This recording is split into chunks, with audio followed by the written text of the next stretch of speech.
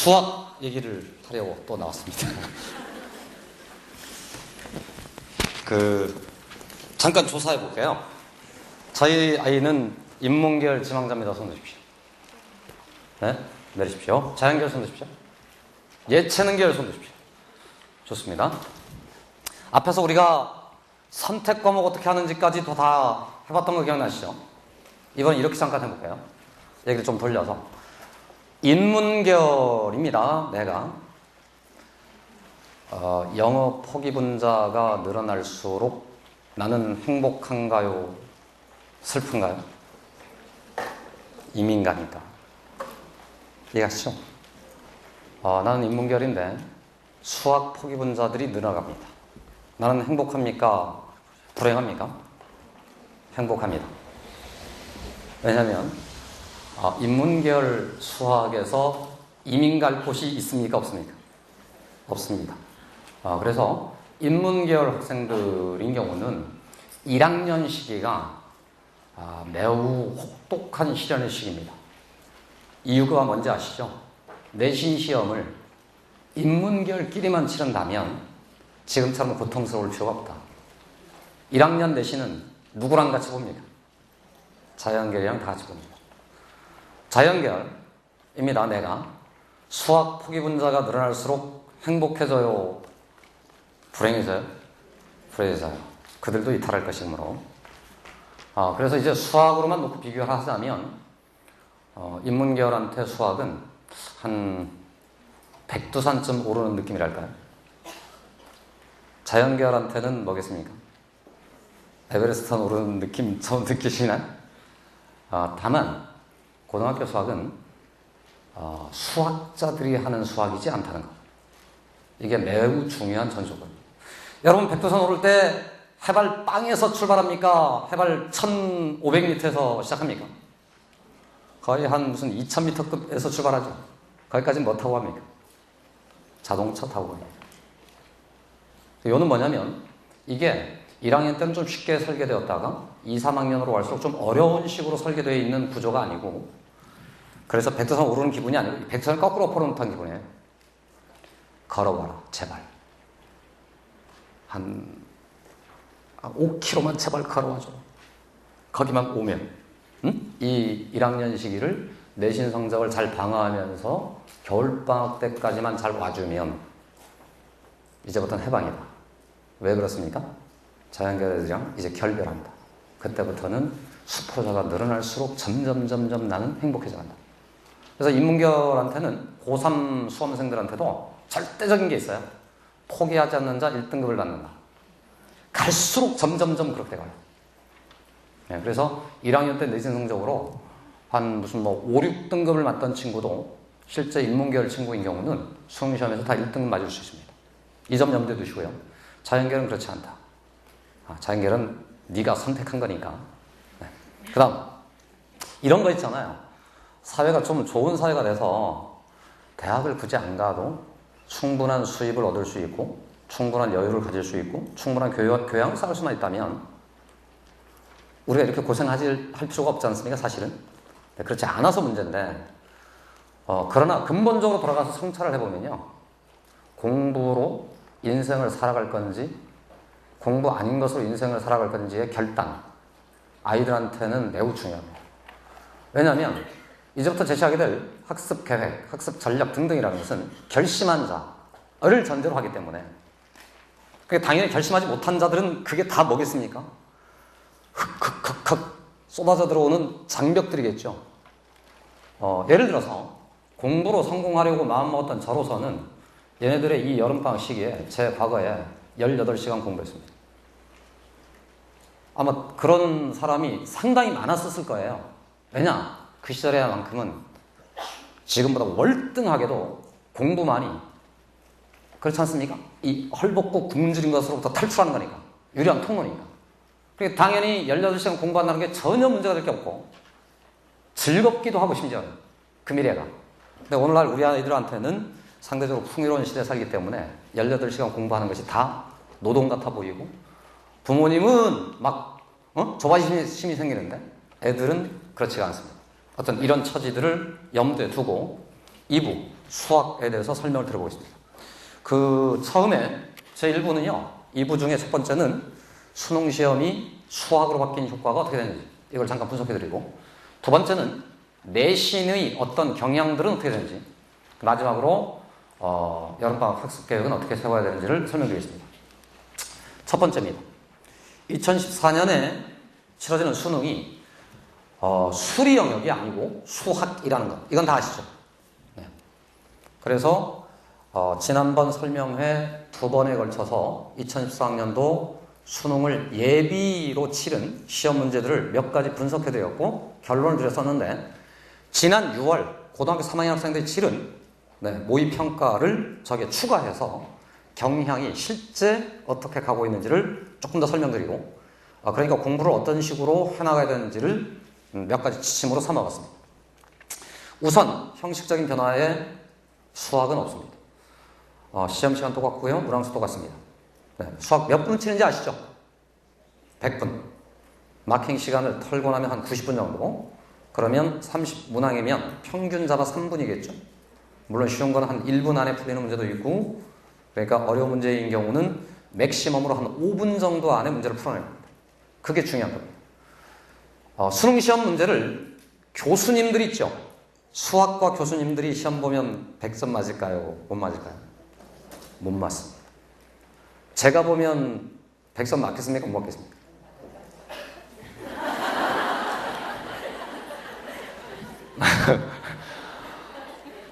저는 1시간 만에 풀고요.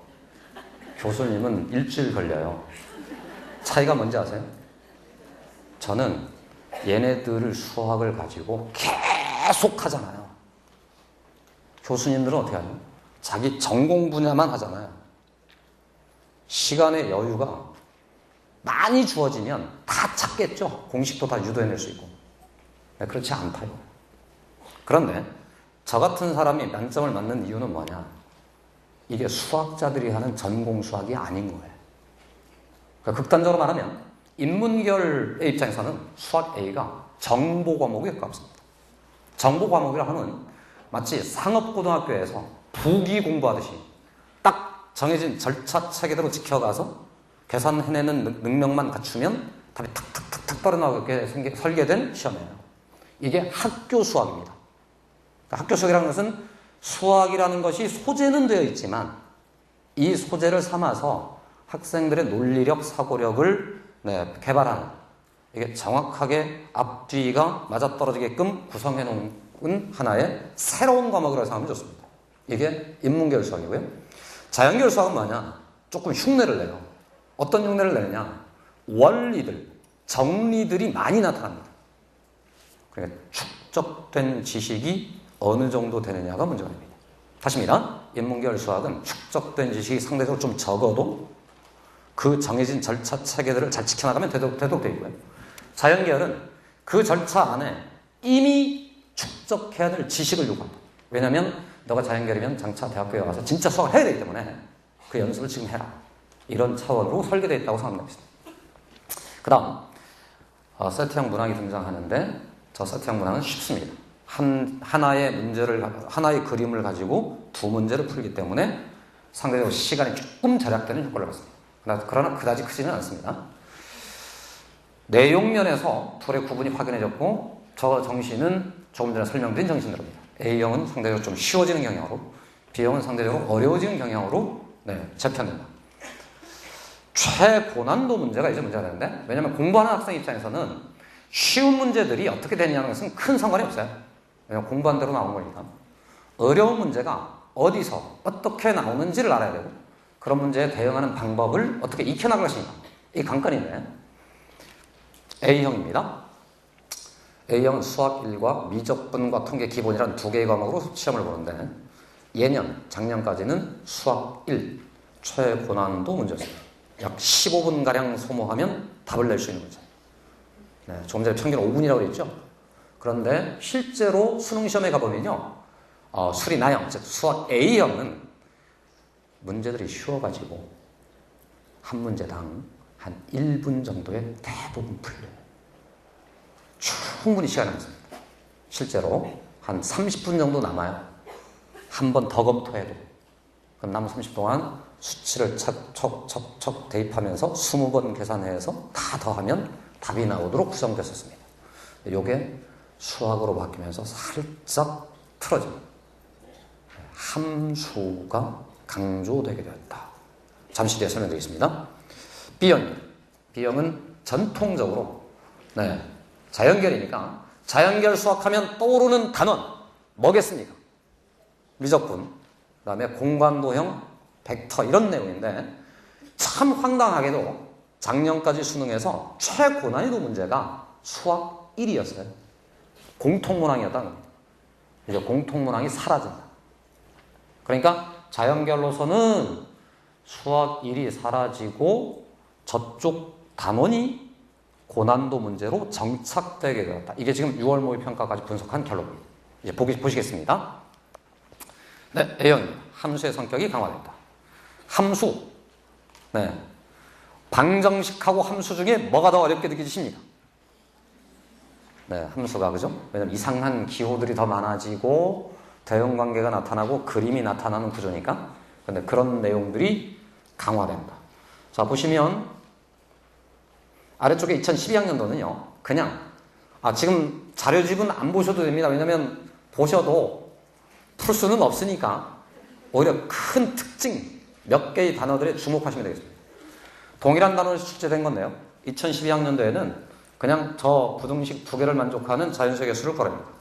자연수의 개수이기 때문에 심지어는 숫자 대입하면서 풀 수 있습니다.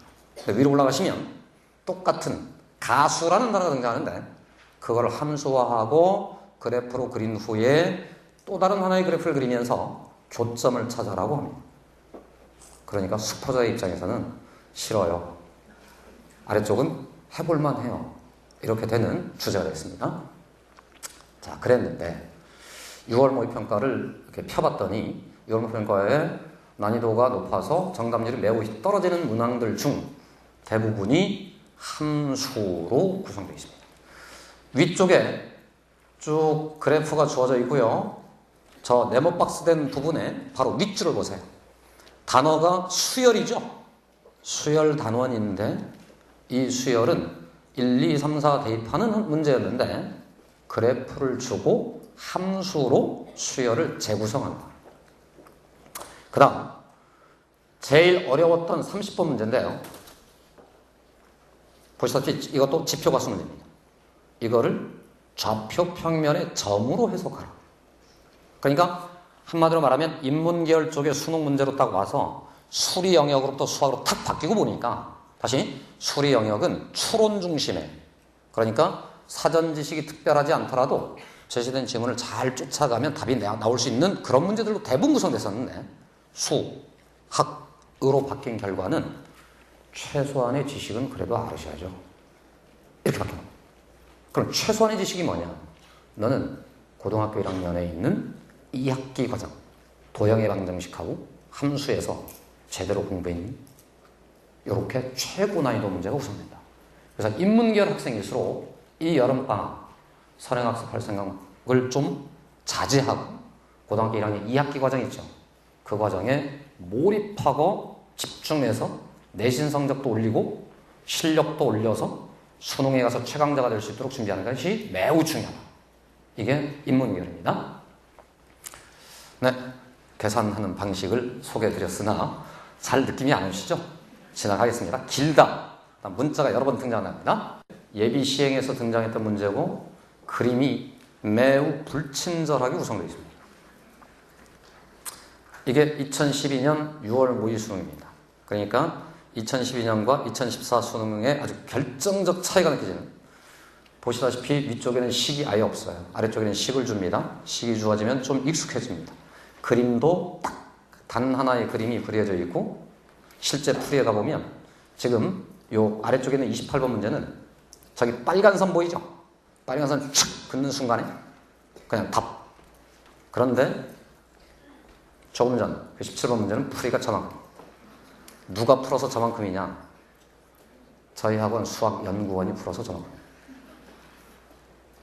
즉 저것보다 더 짧은 풀이가 세상에 없다. 이해가세요? 네, 저런 계산을 해내게끔 요구한다. 물론 저걸 막 우리말도 집어넣고 막 하니까 더 길어진 효과는 상대적으로 있습니다만은, 즉 이런 거예요. 자연계열 학생들 중에 이런 애들 있잖아요. 직관력, 기억력, 봤던 기억에 의존해서, 즉 이게 매우 높아서 탁탁탁탁 까무로 찍어낸 애들, 즉 서술형으로 풀려면 못 푸는데 답은 어떻게 탁 잘 찾아내는 애들. 너네 이 새끼 이젠 수학이야, 꼼짝마, 안 돼, 이렇게 돼 있어요. 문제가 2단계를 거쳐 넘어가면 답이 있어요. 1단계로는 안 돼. 보통 그런 애들 그러잖아요. 촥 이렇게 되잖아요. 촥. 자, 다시 준비. 하나 더. 싫어요가 되는. 그래서 수학에 있어서 가장 큰 변화는 인내력과 집중력의 게임이 되었다라고 말씀해 주시죠. 자, 6월 모의평가가 좀 궁금하시죠? 수학 1은 쉬워졌습니다. 근데 수학 1이 문항수가 적습니다. 대신에 미적분과 기하 벡터가 어려워졌습니다. 29번입니다. 기하 벡터고요. 지문 길이가 상대적으로 좀 길어져 있고, 그림이 그려져 있습니까? 안 그려져 있습니까? 안 그려줍니다. 조금 전에 보셨던 그림에서는 다 그려줬는데 이제 안 그려줍니다. 또한 그 풀이 중에 하나입니다. 저 풀이는 제가 인터넷 사이트를 검색해서 이른바 학강모라는 무슨 사이트가 있거든요.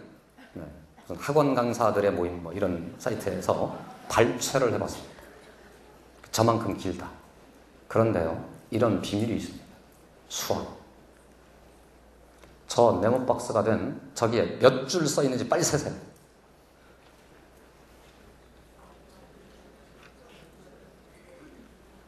9줄 맞습니까?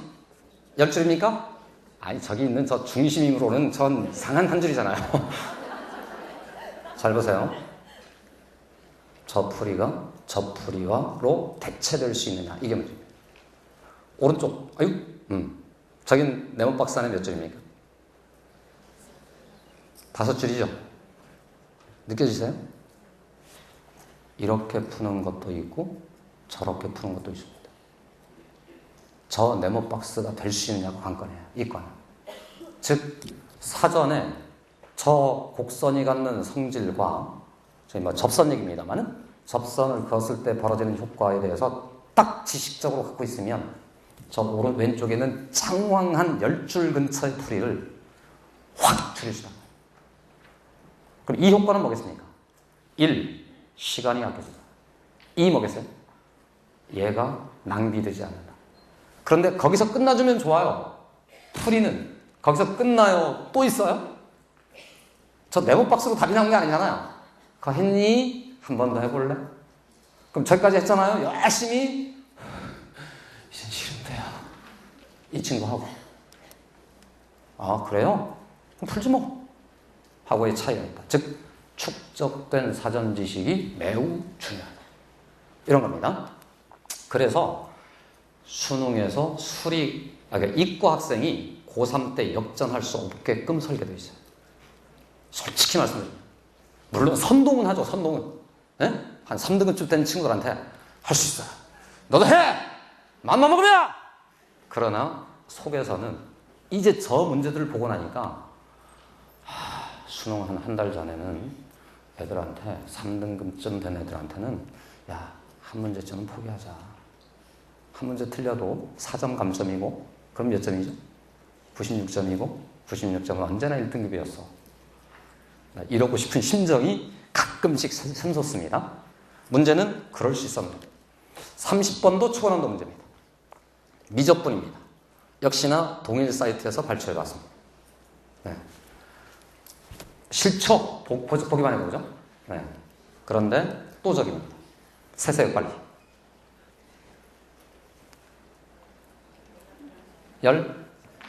10줄입니까? 11줄입니까? 네.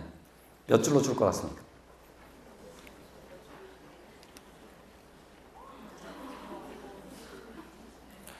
요는 저쪽 여러분 보시는 왼쪽하고 오른쪽은 사실은요 큰 차이가 아니에요. 배울 때는 아주 쉬운 원리예요. 이렇게 곡선이 하나가 주어지고 선을 확 그으면 이 넓이를 구하는 공식이 있어요. 그리고 이 공식은 심지어 인문계열 학생들도 알고 있습니다. 문제 이런 지식을 얼마만큼 잘 축적해둘 수 있냐 이게 관건이고, 그 차이는 저 오른쪽 친구는 저 세 줄이 빨리 지나가기 때문에 문제의 본질이 아래쪽에 있다는 걸 알아요. 왼쪽 친구는 저걸 찾는 게 본질인 줄 알고 저기까지 왔거든요. 열심히 뛰어왔더니 반 오셨습니다. 그래서 축적된 지식이 매우 중요해진다. 그리고 그런 만큼 자연계열의 중상위권 친구들한테는 선행학습이라는 매우 중요한 과제가 남아있다. 저렇지 않다면 선행학습을 할 이유가 없어요. 네, 그런 점을 염두에 꼭 둬주시고요. 이번 내신으로 잠깐 가겠습니다. 좀 무섭습니까? 희망이 안 생기세요? 아니, 그런 사람한테 배운다고. 싫어요? 네. 다음, 내신. 제목입니다. 학년마다, 학기마다 난이도가 바뀐다. 무슨 말이냐면, 작년도에 우리 학교 기출문제를 풀어서 올해 시험 대비를 하는 친구들 중에 바보 되는 친구가 생긴다는 거예요. 네, 보시다시피 시험을 A, B, C 세 개의 유형으로 나눠봤습니다. A형 쉽습니다. B형 까다롭습니다. C형 엄청나게 어렵습니다. 로 구성되어 있습니다. C형이 어느 학교인지 아시죠? 네. 자, 그랬는데요. 이게 2012년이거든요. 그럼 올해 1학기는 어쨌느냐? 네. A그룹에 있던 개포, 양재, 언남, 영동, 은광하고 B그룹에 있는 경기고등학교가 딱 교체됩니다. 그러니까 쉬웠던 그 학교들은 까다롭게 어려져. 어려웠던 경기고등학교는 선생님이 바뀐 효과로 샥 바뀌는 거예요. 그럼 보세요. 작년에 선생님이 올해도 할 거냐? 이걸 알아내려고 노력하는 애도 있겠죠? 출제 한 명이 합니까? 여러 명이 하는 겁니다. 그리고 중간고사 때가 쉬웠어요. 그럼 기말고사는 어떻게 되겠습니까? 어려워지겠죠. 중간고사 어려웠습니다. 기말고사는 모릅니다. 이렇게 돼 있다는 거예요. 그래서 우리가 지난 겨울부터 이런 얘기를 했잖아요. 중학교 때 우리 아이가 받아온 원점수하고 고등학교 때 받아오는 원점수하고를 원점수로 비교하는 사람일수록 바보다. 왜? 난이도가 달라지는데. 그럼 뭐로 비교해야 된다? 뭐로 비교해야 된다? 내신은 등급으로만 반영하니까 등급 나올 때까지 기다려야 된다. 지금 등급 나왔습니까? 안 나왔습니까? 안 나왔어요. 지난 중간고사 끝나고 등급이 나온 것은 그냥 꼬리표고요. 네, 돌아오는 여름방학이 돼야 등급이 나오죠. 이 점 염두에 두시고 다시 내신을 준비할 때는 내 학교 기출문제를 풀었다고 해서 되는 게 아니다. 저기 바뀐다. 네, 내년에 또 바뀔 거예요. 저 전년도에 또 바뀌었었으니까. 근데 중동고는 안 바꿔요. 자, 중동고의 특징을 잠깐만 분석해 드립니다. 네, 본고사형 창작 문제. 네, 중동고 선생님은 제가 인정할 수 있는 선생님입니다. 수학 문제를 만드는 사람이에요. 네, 괜찮습니다. 똑같은 문제를 내는 법이 없어요. 해마다 바뀝니다. 원리는 같습니다. 느껴지시죠? 수학을 하는 사람이 요 소재들을 이렇게 바꾸는 거예요. 애들의 행동 양태를 분석하면서. 네. 그런데 중동고도 조금 쉬워졌습니다. 올해. 다음. 중동고는 더 분석 안 하겠습니다. 그냥 깊은 생각에 믿고 맡겨주시면 된다. A형 가겠습니다. A형의 특징은 전형적인 문제들이 출제되고 변형의 폭이 작아서 애들이 시험 끝나고 분석해보라고 하면 저희 학교요, 익힘책에서 다 나왔어요. 그럼 다 맞았니? 아닌 거요. 네, 그래서 실수를 어떻게 줄일 거냐가 관건이 되는 유형입니다. 이번엔 B 가겠습니다. 쉬문, 중대, 중산, 경기, 진선, 개포, 양재, 언남, 영동, 은광. 조금 전에 경기는 저쪽으로 이탈했으니까 경기를 뺍니다.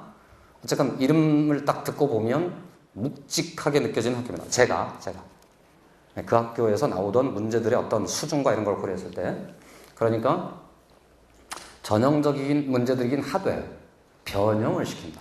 그 다음 전형적인 문제들을 하나만 묻지 않고 두 개를 결합시킨다. 조금 전에 여러분 보셨던 두 단계의 풀이를 요구하는 그 문제들 있죠. 이런 식으로 출제하는 학교들이 저 학교입니다. 그러니까 당연히 시간 관리가 관건입니다. 시간 안에 수능이 시간 압박이 강하겠어요? 내신이 강하겠어요? 내신이 훨씬 강합니다. 왜냐하면 내신에서는 25, 6문제 가량을 50분에 풀라고 한 학교도 심지어 있으니까. 그 문제는 뭐냐면, 그러니까 저 시험을 한 1시간 30분 치게 한다면 또 다를 거예요. 실력대로 나오겠죠. 근데 문제는 시간을 확 압박시켜 놓으면 애들한테 벌어지는 이 현상 있잖아요. 어떻게 하지? 이런 현상 때문에 점수를 막 비비 꼬이게 되는데, 그러니까 한 번 시험을 망친 걸 가지고 애를 확 내관치잖아요. 그래서 애가 트라우마가 생겨요. 고3 학생들 중에 그런 친구 많습니다. 네. 웁니다, 그런 친구들은. 네. 한 3일 전에도 그런 친구 있어요. 시험 문제를 봤더니 한 문제를 틀렸는데 답지에는 5개나 틀렸어요. 막 이래요. 10분의 1을 곱해야 되는데 10을 곱해요. 10분의 1을 곱해야 되는데 10을 곱해요. 저 2분의 1을 2로 착각했어요. 왜 그러니? 급하게 빨리 푸느라 와요. 왜? 예전에 시험 보다가 한 번 망친 적 있어요. 시간이 모자라서. 그럼 애들이 시험을 받아들면서 이러기 시작해요. 이게 망쳐가는 방법이에요. 어쨌든 시간 관리가 매우 중요하다. 자, 다음입니다. 그런데 AB형인 경우는 대략 비슷한 내신 대비의 기본 체계를 갖습니다. 해마다 바뀌기 때문에 A, B가. 그렇다고 해서 A, B 중에 C로 오는 학교는 없어요. C가 A, B로 갈지는 모르겠습니다만은 C에는 오직 중동고 한 학교만 있고요. 그러니까 저 두 학교 A, B인 경우는 하나의 뭉텅이라고 볼 수 있고 아이의 상태에 따라서 공략법도 사실상 같습니다. 섞여 있는 거니까. 물리적으로 시간이 부족해서 꾸준한 연습이 필요하고 저게 중요합니다. 문제를 보는 순간 풀기 시작해야 된다는 말이 열심히 연습되어 있어서 보자마자 여기에 있는 단어들하고 식의 특성을 보자마자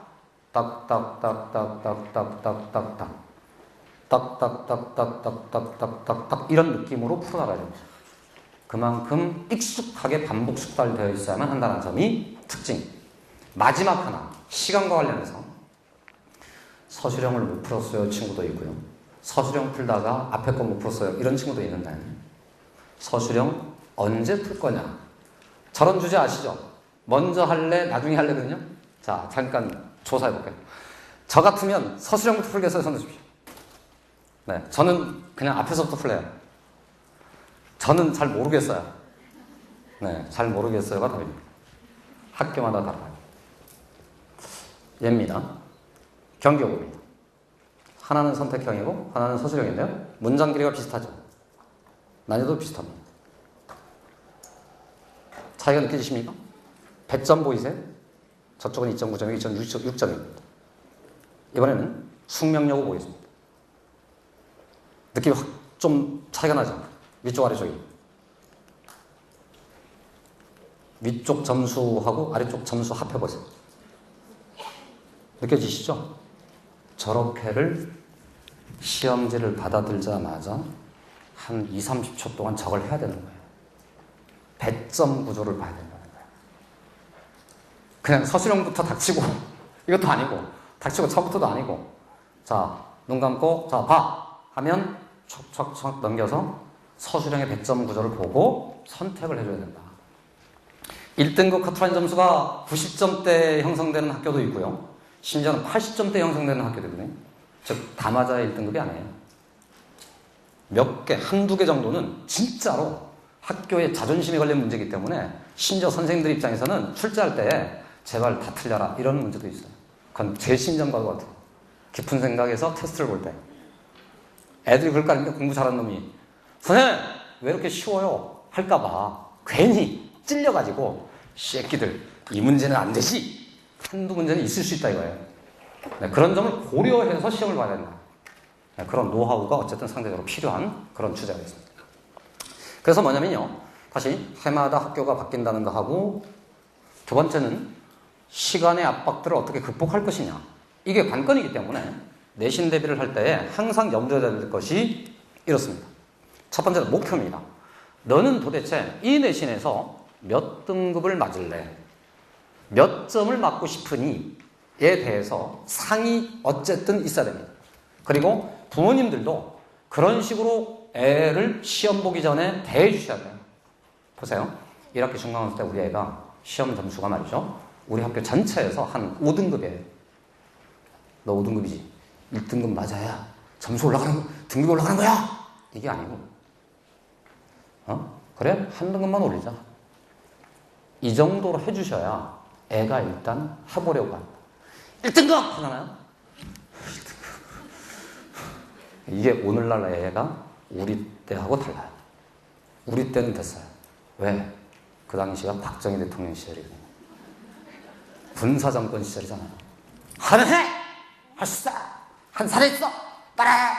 된단 말이야! 그래서 됐어요. 저는 매우 특이한 케이스거든요. 그 점을 염두에 두시고요. 그러니까 무슨 말이냐면 다시 보세요. 애가 한 3등급을 목표로 한다고 쳐보세요. 3등급 점수가 대략 평균보다 한 4, 5점 정도 오르는 거거든요. 한 60점대를 맞으면 그만큼 나와요. 60점대 나온다는 말이 몇 점을, 도대체 몇 점을 포기한다는 겁니다. 어마어마한 걸 포기할 수도 있다는 거거든요. 그럼 무슨 말이냐? 마음을 비웠다는 얘기는 비운 대로 자기가 해야 될 확실한 것들을 찾아 챙긴 거예요. 그리고 이런 친구들이 오히려 2등급이 나옵니다. 무슨 말이냐? 여러분들께서 세상을 살면서 해보셨겠지만 원래 항상 이기는 자가 되잖아요. 마음을 비운 자. 절에 가면 듣는 말씀이죠.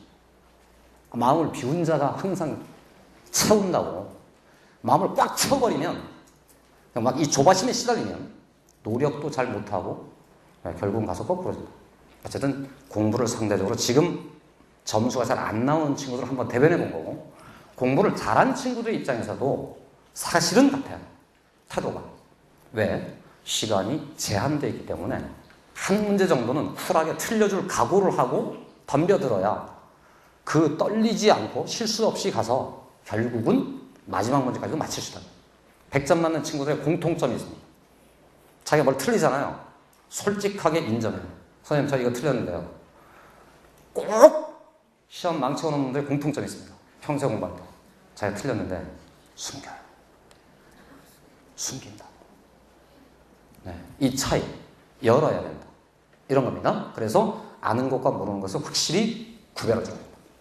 두 번째, 최선의 교재로 최적화라는 말씀은 비슷비슷한 문제집들을 최대한 버리고, 조금 전에 보셨던 것처럼 학교마다 시험이 난이도가 다르다. 두 번째, 또 하나 특징이 있습니다. 학교 선생님들끼리 내통되어 있어요. 인터넷으로. 자료들이 오픈되어 있고, 그러니까 저 학교에서 내던 문제가 이 학교에서 나오고 그렇습니다. 그러니까 순환해서 이렇게 출제되는 경향이 있기 때문에 이 지역에 있는 좋았던 문제들을 충분히 모아서 잘 정돈된 교재로 공부를 해라. 학원 자랑하시는 거 아시겠죠? 네, 지나갑니다. 세 번째입니다. 단계적으로 전략을 수립하라. 이 말이 무슨 말이냐면 돌아오는 여름부터 2학기 내신 대비를 시작한다고 생각하셔야 돼요. 즉 6월, 7월, 8월에 1단계로 2학기 과정 전체에 대해서 기본적인 것들하고 핵심적인 유형들을 어쨌건 다시 한번 정해봅니다. 지난 겨울방학 때 했어요. 했죠? 겨울방학 때 무려 몇 개월이 지나왔죠? 지난 겨울방학부터 지금 몇 개월이 지나왔냐고? 6개월이 지나오고 있는 중입니다. 무슨 말이냐? 까먹혀간다 했죠. 그래서 그때 했던 거 가지고 우리 애는 지난 겨울에 거 챙겨놨고 선행학습 좀 했으니까 이제 다음 단계 선행학습을 해야지 하고 이렇게 계획을 세우잖아요. 이건 마치 사람의 지식, 지능, 인지체계를 마치 각설탕 모으듯이 하는 태도예요. 챙겨진 게 아니다. 다 까먹혀갔다. 빨리 복원시키고 되살리고 정돈해야 된다. 그래야 9월에 내신 대비에 본격적으로 임했을 때 난이도가 상대적으로 더 높아진 주제를 다룰 수 있다. 가장 중요한 이유는 1학년 2학기 과정이 있죠. 첫 단원이 뭡니까? 도형의 방정식. 그 다음 단원이 함수예요.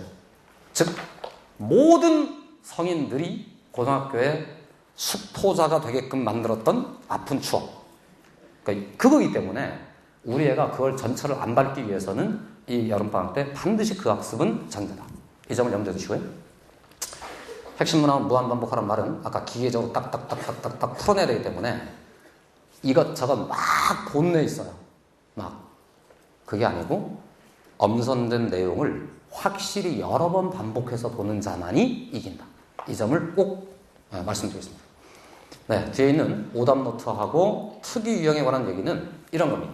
시험에 보면요, 좋은 문제가 있고 특별한 문제가 있어요. 좋은 문제라 하면 단원의 기본 맥락을 잘 쫓아간 애는 무조건 답을 맞힐 수 있는, 즉 교과 과정의 기본 정신을 잘 구현한 문제고, 특이한 문제들이 있습니다. 즉 본고에서 따온 문제. 뭔가 딱 번뜩이는 아이디어가 생기기 전에는 도저히 문을 안 열어주는 문제가 있거든요. 그래서 특이한 유형들인 경우는 제가 수업 시간에 항상 들었습니다만은 별표 문제가 있고 체크 문제가 있다. 별표는 그야말로 좋은 문제들, 즉 너의 정신 자체를 해야 되는 거고, 체크된 문제는 내신 때, 내신 시험 직전에 왜라. 왜? 이 하는 아이디어가 평상시에 안 나타나요. 그러니까 저런 문제를 따로 모아서 학교 갈 때, 시험 보러 갈 때 그걸 따로 외워둬야 된다. 그래야 받아들자마자 딱딱딱딱 할 수 있다.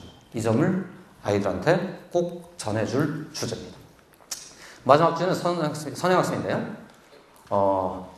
말씀드렸던 것처럼 2학기 내신이 2학년 때의 레벨을 결정하고 장차의 수능 국면으로 왔을 때도 레벨을 결정합니다. 반드시 자기한형 학습을 할 수 있도록 해주시고요. 수준에 맞는 목표와 난이도 설정이 필요합니다. 선행학습, 잘하는 애들이랑 붙어서 하는 것이 아니고 못하는 애들이랑 함께 하는 것도 아니고 내 수준에 맞게 해야 됩니다. 그래서 중위권 학생인 경우는 기본 개념을 익힌다는 각오로, 지금 여름방학이 대략 몇 주쯤 되는지 아시죠? 3주밖에 안 됩니다. 그러니까 그 안에 뭔가 대단한 것을 이루려고 생각하면 곤란합니다. 그러니까 중위권일수록 상대적으로 조금 쉽게 용어와 정의와 기본 연산을 익힌다고 생각하시고, 대신에 상위권일수록 기본 개념을 익힌 바탕 위에 변형 문제 정도까지를 다뤄요. 최상위권인 경우는 반면에 저런 문제들에다가 활용 문제 일부까지를 다루면 애들한테 딱 적당합니다. 그래서 선행학습을 계획할 때 반드시 커리큘럼이, 교재가 저렇게 구성되어 있는지 꼭 점검해 주시기 바라고, 다음은 무엇보다 중요한 겁니다. 처음에 말씀드린 것이기도 해요. 수업 들은 거로 애가 문제를 풀 수 있는 능력이 발전이 된다, 안 된다? 안 된다. 선행학습은 자기가 풀어봐야 돼요. 그러니까 수업 듣는 시간하고 자기 학습 시간의 비율을 최소한 어쨌건 6대4는 맞춰주셔야 됩니다. 즉 수업을 총 6시간 듣는 거라면 숙제를 하기 전 예습하고 복습하고 하는 과정에 4시간 정도는 할애할 수 있도록 여유를 가져주셔야 돼요. 그러지 않고 다 채워버리잖아요. 애가 완전 투어리스트가 됩니다. 아시죠? 투어리스트. 네, 하고 나서 에어컨도 쏟아져 오고 가끔씩 선생님이랑 눈 따먹게 하다가 선생님 아이스크림 좀 사주시면 안 되나요? 이렇게 협상하려고 하는 이런 황당분자가 되기 십상입니다. 여유를 가져주셔야 되고 거기에 숙제를 제대로 한번 해보게 만들어야 되고 틀렸던 문제 점검하게끔 꼭 계획을 세워주셔야 됩니다. 자, 여름방학 학습 계획은 빨리빨리 가겠습니다. A형입니다. A그룹입니다. A그룹의 함은 현재 전국 모의고사 기준 1등급이 되어 있는 친구들을 전제합니다. 선행학습을 하되 개념을 암송할 수 있도록 수업 시간에 집중해야 됩니다. 왜? 1학년 과정 공부를 해야 되기 때문에. 왜냐하면 내신에서 어쨌든 1등급 만점을 목표로 하는 친구들이기 때문에, 그렇다면 훨씬 더 많은 집중력을 저기에 쏟아야 돼요. 자기도 필요한데요. 그러니까 공부를 잘하는 친구들일수록 저 두 개의 질문에 항상 긴장합니다. 왜 그렇게 풀지? 그 다음 문제가 바뀌면 어떻게 될까? 여러분, 심지어는 가끔씩 제가 숙제도 내요. 문제를 만들어 보세요. 문제를 변형시켜 보면 자기 스스로, 그러면 변형 문제에 대하는 태도도 생겨납니다. 이게 초상위권 그룹의 특징이고 그렇게 공부를 해봐야 됩니다. 네, 제시되어 있는 커리큘럼은 그냥 표준 정도라고 생각하시면 되겠습니다. 네, A-1그룹은 기하 벡터, A-2그룹은 이과 미적분을 해서 돌아오는 겨울방학 진입할 국면에 A-1그룹인 경우는 고등학교 과정 전반에 걸친 선행개념 학습이, A-2그룹인 경우는 겨울방학 때 기하 벡터를 열심히 하면 되니까 미적분 정도까지를 맞춰둘 수 있으면 족하다. 그리고 나머지 시간들은 1학년 과정에 집중해라. B그룹으로 하겠습니다.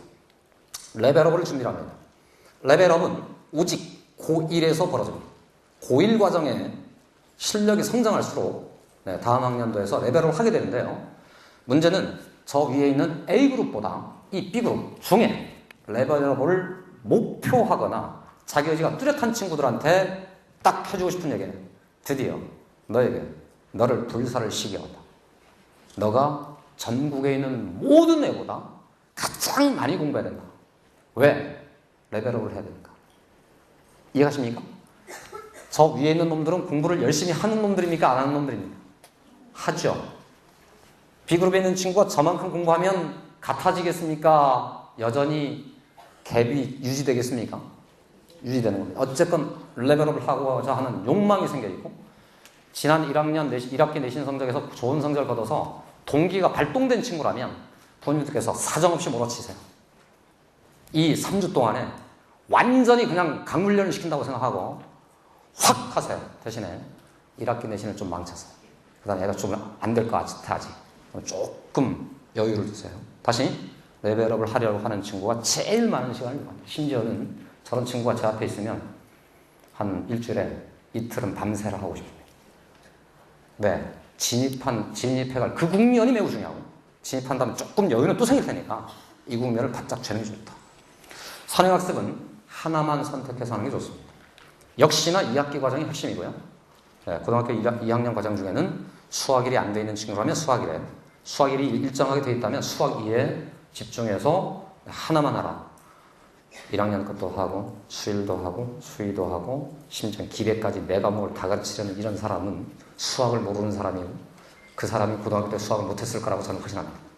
안 됩니다. 그건 안 되는 겁니다. 아예. 네. C그룹입니다. 그런데 우리 아이가 전국 모의고사 기준 한 4등급 이 선에 있어요. 그럼 아예 선행학습을 다 접으십시오. 왜냐하면 아직 습관이 안 됐는고요.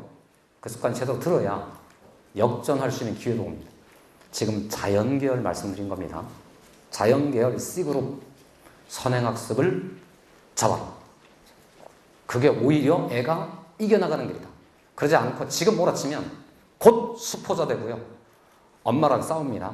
싸우다가 저 문과인가 봐요. 하게 됩니다. 네. 시간을 정해서 해라. 그러니까 예를 들면 일주일에 한 4, 5일 수학 공부하는 시간들을 블럭으로 잡아주세요. 그리고 그걸 관리하십시오. 그리고 그 시간에 1학년 과정을 열심히 계속 풀게 하십시오. 1학년 2학기 내신 성적이 올라가잖아요. 그럼 지도하고 싶어져요. 네, 그때까지 그 계획을 세우는 게 좋습니다. 인문계열입니다. 아까도 말씀드렸죠? 인문계열은 수능이 쉽다, 어렵다. 쉽다. 2학년이 되면 자연계열 애들이 같은 시험을 본다, 다른 시험을 본다.